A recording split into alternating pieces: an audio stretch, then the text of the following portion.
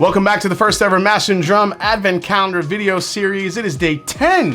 Holy crap, day 10, 15 days left until Christmas. The Grinch is getting close, and I see the Grinch has found an Irish whiskey. That's a little bit on the nose, don't you think? What do you mean? Green Spot? Really? Green Spot Irish whiskey? I love Irish whiskey. All right, well, what do you love about Irish whiskey? I love that it comes from Ireland, which has a lot of green. All right, I'll give you that. Ireland is green. You're green. I get it. What else do you know about Ireland? Have you heard about the population in Ireland recently? No, why would I know about the population in Ireland? It's Dublin. Again, he sets me up, walked right into it. Day 10, here we go.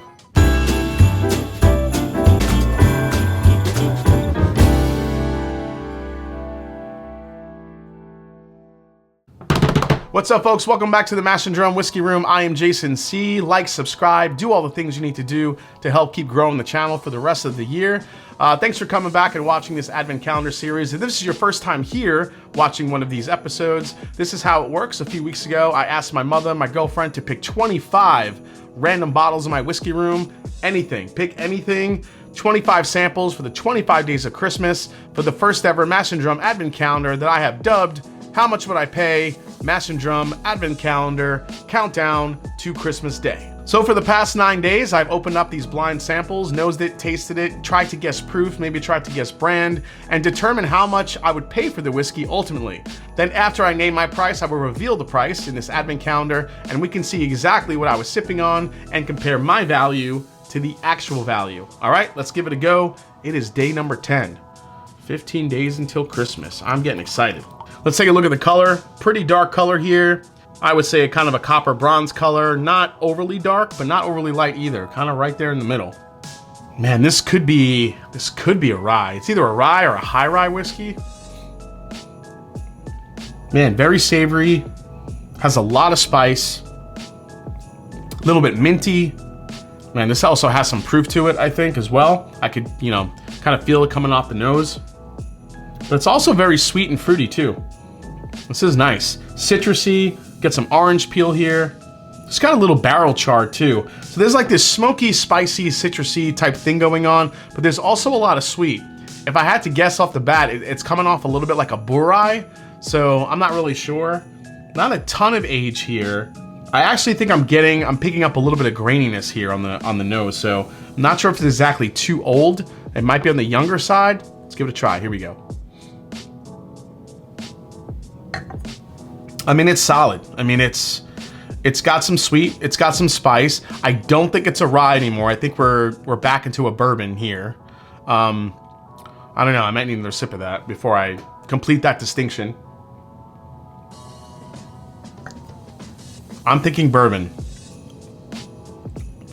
The best part about this whiskey right now is the finish of it. This finish is very sweet, it lingers, but the front and the mid palate is kind of thin. So I feel like it's missing some components to me a little bit. From the past couple days, we've had some real high proof hitters, but as far as this one goes, I don't think this is a super high proof. You know what? The more I drink this, the more of this is solid. This is one of those bourbons I feel like I could sit down and just drink all night. This is really good. It's not overly, I don't think it's heavily aged. I don't think it's a super heavy high proof. I think it's somewhere kind of in the mid-range. There's this graininess to it that I usually pick up with wheaters. I mean, I could be wrong, but all right, one last sip. We'll go through my final guesses. Here we go. All right, I don't think this is an older whiskey. I think this is younger. I think this is, I would say, off the first sip and off the nose, I said it had a little bit of graininess to it. So I'm gonna say this is about a 6-year-old product. I'm sticking with 6 because I'm starting to get that on the palate a little bit. However, the palate does have a nice little oaky presence to it. And it's also very familiar. I feel like I've tasted this before. I mean, obviously it's in the whiskey room. Yeah, and the more I sip this, the more I feel like the proof is lower than I think it is. I'll probably say like 100 and... I mean, this could be a 101 to 105 type proof point, I think. Yeah, this is easy sipping, Absolutely delicious. It's nothing that's gonna blow you away. This is an absolutely crushable whiskey. If today's market, if I was paying for this bourbon, I'd say it's, you know, could be a $50 to $60 bourbon. That's what I'd say as far as value goes, just based on what I'm tasting. But yeah, I think this is about a $50 to $60 bourbon. I'm sticking with bourbon. Yeah, I think those are gonna be my final guesses. So let's see what it is. Here we go. Day number 10, come out of there. All right, day number 10 in my hands. Here we go. It is. No way. How did I not guess this?